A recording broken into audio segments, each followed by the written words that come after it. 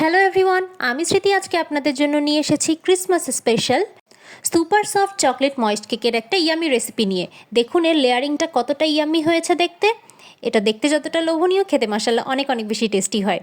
এইটার জন্য আমি প্রথমে 1.5 কাপ পরিমাণ আটা একটা বাটির মধ্যে নিয়ে নিচ্ছি। এখানে কিন্তু আমি কোনো প্রকার ময়দা ব্যবহার করিনি। এখন দিয়ে দিলাম 1 চা চামচ পরিমাণের কর্নফ্লাওয়ার। এখন দিয়ে দেব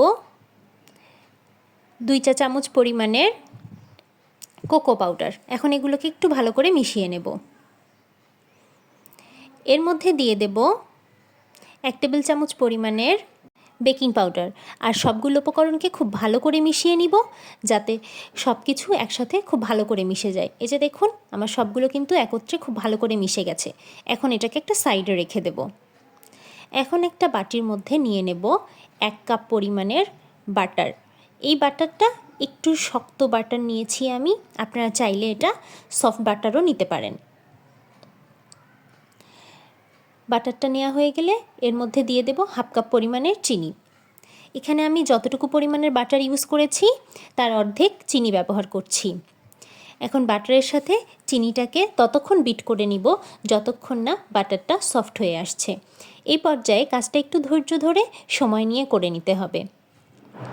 এই যে দেখুন একটা পর্যায়ে বাটারগুলো কিন্তু এভাবে শক্ত হয়ে যাবে, কিন্তু এটা বারবার অনবরত বিট করতে থাকলে এটা একদম এরকম স্মুথ ব্যাটারে তৈরি হয়ে যাবে। বাটারটাকে আমরা চিনির সাথে যতক্ষণ না পর্যন্ত এইরকম কনসিস্টেন্সি আসে ততক্ষণ পর্যন্ত বিট করে নেব। এই পর্যায়ে দেখুন সবগুলো চিনি কিন্তু বাটারের সাথে সুন্দরভাবে মেল্ট হয়ে গেছে, আর কালারটাও কিন্তু অনেকটা ফেড হয়ে গেছে। ঠিক এই পর্যায়ে এর মধ্যে অ্যাড করব আমি 2টো ডিম। এখানে একটু বড় সাইজের আমি 2টো ডিম ব্যবহার করেছি। আপনারাও একটু বড় সাইজের নর্মাল রুম টেম্পারেচারে থাকা ডিম ব্যবহার করবেন। যদি ডিমের সাইজ ছোট হয় তাহলে আপনারা এখানে 3টে ডিম ব্যবহার করবেন। ডিমের সাথে ব্যাটারটাকে খুব ভালো করে বিট করে নেব। ডিম, চিনি আর বাটারের যে মিশ্রণটা আছে সেটা যখন এরকম একদম স্মুথ অ্যান্ড সফট হয়ে আসবে তখন এর মধ্যে দিয়ে দেব 1 টেবিল চামচ ভ্যানিলা এসেন্স আর দিয়ে দেব 1 টেবিল চামচ চকলেট এসেন্স। এখন এগুলোর সাথে সুন্দর করে আরেকটু বিট করে নেব। বিট করে নেওয়া হয়ে গেলে এর উপরে একটা চালনি দিয়ে দেব, তার মধ্যে আগে থেকে মিশিয়ে রাখা শুকনো উপকরণগুলো সব দিয়ে দেব। শুকনো উপকরণগুলো দেয়া হয়ে গেলে চালনির সাহায্যে আমি শুকনো উপকরণগুলো একটু চেলে নেব। এখানে আমি একটা চামচের সাহায্যে সুন্দর করে সব উপকরণগুলোকে চেলে নিচ্ছি। এই যে দেখুন লাস্টে কিছু দানা দানা লাম্পস রয়ে গেছে, এগুলো কিন্তু আমি আর দেব না। এর মধ্যে অ্যাড করে দিচ্ছি 1/2 কাপ জাল করা দুধ। এই দুধ আর শুকনো উপকরণগুলো একসাথে ব্যাটারের মধ্যে খুব ভালো করে মিশিয়ে নিতে হবে। এই পর্যায়ে আমি কাজটা হ্যান্ড বিটারের সাহায্যে করছি। আপনারা চাইলে যে কোনো স্প্যাচুলা বা চামচও ব্যবহার করতে পারেন। এক্ষেত্রে কোনো সমস্যাই হবে না, আপনারা যা ইচ্ছা তাই ব্যবহার করতে পারবেন। এই যে দেখুন সম্পূর্ণ ব্যাটারটা ঠিক কীরকম কনসিস্টেন্সি হবে আমি একটু আপনাদেরকে দেখিয়ে দিচ্ছি। ঠিক এই রকম একটা কনসিস্টেন্সি আসবে। আমি স্প্যাচুলা দিয়ে চারপাশের লেগে থাকা ব্যাটারগুলো স্ক্র্যাপ করে নিচ্ছি।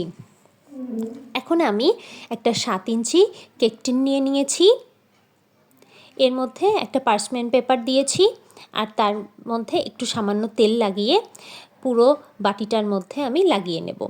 এই যে দেখুন এখন সম্পূর্ণ ব্যাটারটাকে আমি ডিশের মধ্যে ট্রান্সফার করে নিচ্ছি।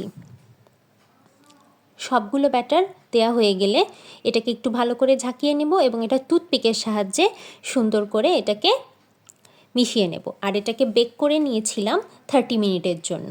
এই যে দেখুন 30 মিনিট পর এটা কিন্তু একদম টোটালি বেক হয়ে গেছে। এখন এর উপরে এটা গরম থাকা অবস্থাতেই গরম সুগার সিরাপ আমি এর মধ্যে ব্রাশ করে নেব। গরম সুগার সিরাপটা ব্রাশ করে নিলে দেখবেন চারপাশ থেকে একদম খুলে খুলে আসছে। এটাকে একটা সাইডে রেখে দেব। আমি একটা চকলেটের বার নিয়ে নিয়েছি। এখান থেকে আমি একটু বড় বড় স্লাইস করে কিছু চকলেট কেটে নিয়েছি আর গার্নিশের জন্য একদম স্ক্র্যাপ করে করে কিছু ছোট ছোট টুকরো করে একদম গুঁড়ো গুঁড়ো টাইপের কিছু আমি চকলেট গুঁড়ো করে নিয়েছি। ওই যে দেখুন, গুঁড়ো করা চকলেটটাকে সাইডে রেখে একটা বাটির মধ্যে নিয়ে নেব বড় দানার চকলেটগুলোকে।